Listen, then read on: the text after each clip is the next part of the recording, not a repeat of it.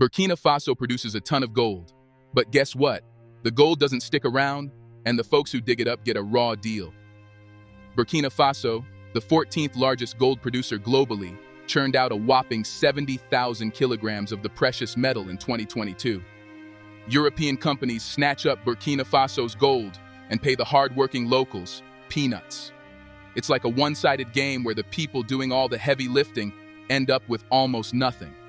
The whole cycle screams for fairness. The need for a fair shake for Burkina Faso's wealth and a better deal for the folks breaking their backs to get it. The big question is, can we find a way for Burkina Faso to thrive while ensuring its people get a fair share for all their hard work? Hello and welcome. Burkina Faso's gold rush seems like a tale of riches, but the reality is harsh. European banks scoop up all the shiny treasure, leaving the people of Burkina Faso with empty pockets. Shockingly, this has pushed 40% of the population below the poverty line, and the country sits in a dismal 184th place out of 191 on the Human Development Index. The impact is clear. Burkina Faso's wealth is vanishing, and its people are paying the price. Enter Ibrahim Traore, the military leader and president of Burkina Faso, who's determined to flip the script. He's had enough of the West snatching up Burkina Faso's gold at bargain prices. President Traore is on a mission to reclaim control over the country's gold reserves and put an end to their exploitation. While the specifics of his plan are still under wraps, Captain Ibrahim Traore boldly declared that the days of freely exporting gold to the Western world are over. It's a pledge to rewrite the narrative, promising a new chapter where Burkina Faso calls the shots on its most valuable resource. President Ibrahim Traore is on a mission to make things right, even though he came to power through a military coup. He wants to fix the mistakes made by leaders before him, especially when it comes to Burkina Faso's natural resources and money matters. In the past, many Africans risked their lives to get these resources like gold, using not-so-safe methods with things like mercury. They did small-scale mining, but the sad part is that the good stuff they found was taken by middlemen, who paid them way less. These middlemen then sold the resources to Western markets, making big profits that didn't help Africa at all. President Traore is dead set on stopping this unfairness once and for all. He talks about the tough times Africans face doing risky mining for gold. They get just a tiny bit of money when they sell it in Africa, and then the gold goes to Western markets, making others rich while the local folks miss out. Traore is saying, enough is enough. He's calling out the challenges faced by those who work hard to get the gold, only to get a small piece of the pie. He wants to change this story, making sure the benefits stay in Africa and helping the local communities that need them the most. It's a promise to put Burkina Faso's wealth back where it belongs. Burkina Faso is facing some big issues with a huge mining company called Endeavour Mining. This company, all the way from the UK, is a big shot in Burkina Faso's gold mining scene, holding almost 1/3 of the whole country's gold market. The tricky part? In July 2020, Endeavour Mining took over a Canadian gold miner and got hold of the Mana mine in Burkina Faso. Now, why is this a headache? Well, it shows a problem that keeps popping up: foreign companies taking control of African resources. First, a Canadian company owned the mine, and now it's in the hands of a UK-based giant. This situation not only messes with job opportunities, but also stops the local economy from growing, because all the money goes out instead of staying right where it's needed. It's like the wealth of Burkina Faso is slipping into foreign hands, making it tough for the country to build up. Let's talk about numbers that tell a not-so-great story. Endeavour Mining, a foreign company, has a massive 90% chunk of a mine in Burkina Faso, while the government there only has a tiny 10%. That's a lot of control in foreign hands, leaving not much for the local folks. Burkina Faso might be the 14th biggest gold producer globally in 2022, but the truth is, the people don't really own much of what's under their own land. Most of the big companies digging up Burkina Faso's gold are from other countries, not Burkina Faso itself. And guess what? The government's piece of these companies is pretty small, and it can be easily bought up. So, what happens? The people can't really call the shots on their own gold, and they don't get much out of the deal. Recently, The government had to buy 200 gold bars from Endeavor Mining using their own money instead of using the gold dug up right in Burkina Faso. It's like their own riches slip away, and it's not a fair game. What's happening in Burkina Faso sounds a lot like what's going down in Ghana. Over there, AngloGold Ashanti pretty much owns all the gold mines, and the government in Ghana doesn't have much say in what's happening. It's like they've given away their own natural riches and history for not much in return. The big problem is that the money made from these resources doesn't come back to the continent. So, even though there's all this valuable stuff under the ground, it's not helping Africa grow and get better. The real issue is that countries like Burkina Faso and Ghana are missing out on the benefits of their own resources. It's like the profits are going elsewhere, not staying in Africa to help with important things like making schools better, giving people good health care, and building up communities. The wealth is flowing away instead of making the continent stronger. The leader of Burkina Faso sees the problem clearly and is taking steps to change the game. He wants Burkina Faso to have its own company so they can call the shots when it comes to digging up their resources. By doing this, they aim to make these resources more valuable and sell them to the highest bidder. The goal? To make sure the money earned comes back to Burkina Faso, helping the country grow and develop. It's like saying, hey, we've got these valuable things and we want the benefits to stay right here. Burkina Faso's gold is like a treasure that's benefiting other countries, mainly Canada and the UK, as multinational companies from these places own a significant chunk of it. The problem is that the money isn't coming back to Burkina Faso for its own development. These companies may talk about doing good things through their corporate social responsibility efforts, but when you look closely, the actual contributions to local development are quite small. Now, the leader of Burkina Faso, Captain Ibrahim Traore, is putting his foot down. He's saying no more to these practices, where the wealth of Burkina Faso goes elsewhere. He made it clear that relying on corporate social responsibility is a thing of the past. The big question is how they'll make this happen. Well, Ibrahim Traore laid out a plan in August during Burkina Faso's International Youth Day celebrations, and it looks like they're determined to take control of their own destiny. In a surprising turn of events, Ibrahim Traore, Burkina Faso's leader, dropped a bombshell of a policy announcement during a recent event. Despite catching his audience off guard, Traore felt a pressing need to tackle a crucial issue head-on.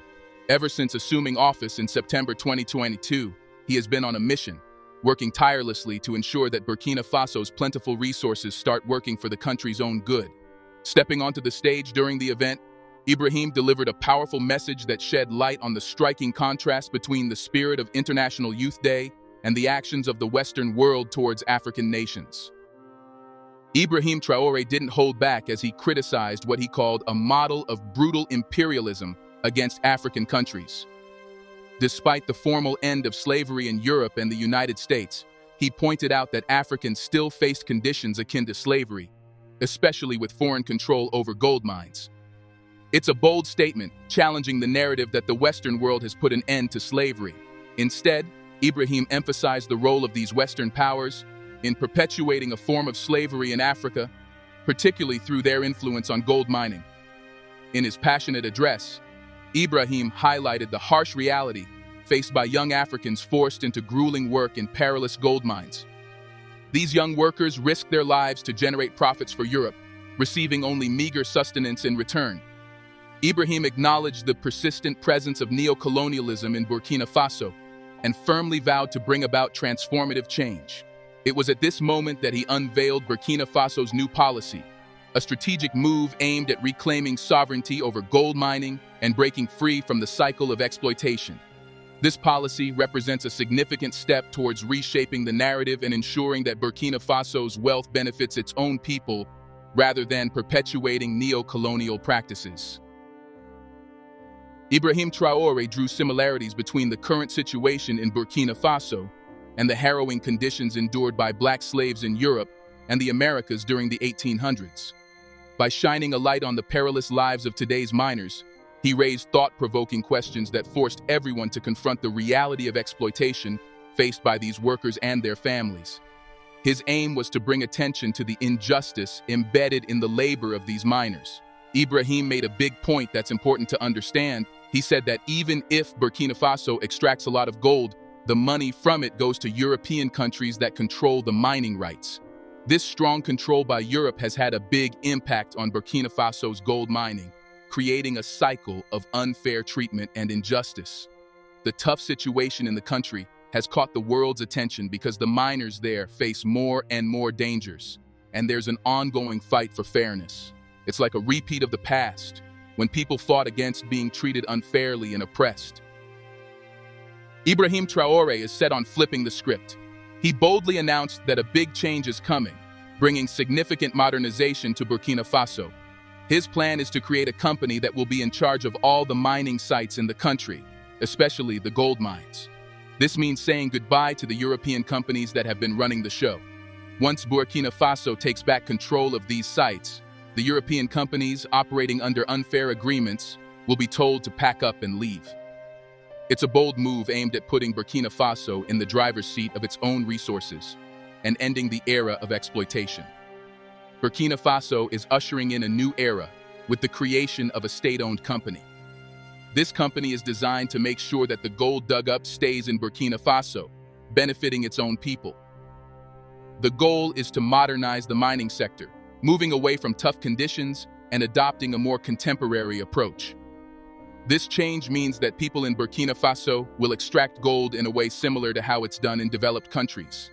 Now, the focus is on using gold to advance and enrich the lives of Burkina Faso citizens, not Europeans.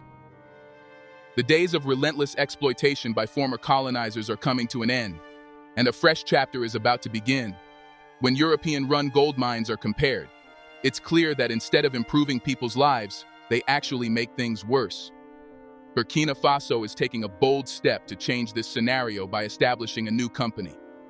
The aim is to provide job opportunities, especially for the youth, and ensure that the benefits of gold stay within Burkina Faso to build a brighter future for its citizens.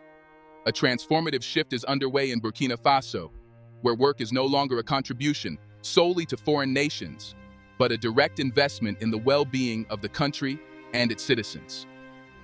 In a significant ceremony, Ibrahim addressed the gathered businessmen, urging them to take on a new commitment. As influential players in Burkina Faso's economic landscape, these businessmen hold the power to create job opportunities and guide the nation toward a path of recovery. This call for commitment is a rallying cry for these key figures to actively contribute to the growth and prosperity of Burkina Faso. A groundbreaking initiative called EPIC is at the heart of Burkina Faso's strategy for reshaping its economic landscape. EPIC aims to redefine businesses within the nation by harnessing the abundant raw materials available for a diverse range of products. Ibrahim emphasized the irony of the country having resources like tomatoes, but lacking the means to produce tomato pasty or possessing oil seeds without the necessary processing capabilities. The initiative envisions a shift from importing finished goods to building local industries that can manufacture these products domestically, paving the way for economic self-sufficiency. Burkina Faso's push for economic transformation is not just about mining and gold. It extends to utilizing its vast resources to create a self-sustaining economy. EPIC represents a strategic move to maximize the potential of Burkina Faso's raw materials and create a robust industrial sector that benefits the nation and its people. The call to the business community to embrace this initiative reflects a broader vision of economic empowerment and national development. The challenges Burkina Faso faces come from a history where European powers tried to keep the country dependent on them. Ibrahim was straight about it. As Burkina Faso tries to stand on its own, those European powers will do everything to get in the way. They'll make things tough to stop Burkina Faso from moving forward and keep things the same. But here's the thing. Ibrahim wanted everyone to know. If the people of Burkina Faso come together to fight for their own well-being, no one can stop their progress. In a big statement, he said, Burkina Faso's struggle isn't just its own. It's a team effort for the whole African continent. This idea is about countries in Africa supporting each other, recognizing that their journey toward being independent and deciding their own path is something they're all in together.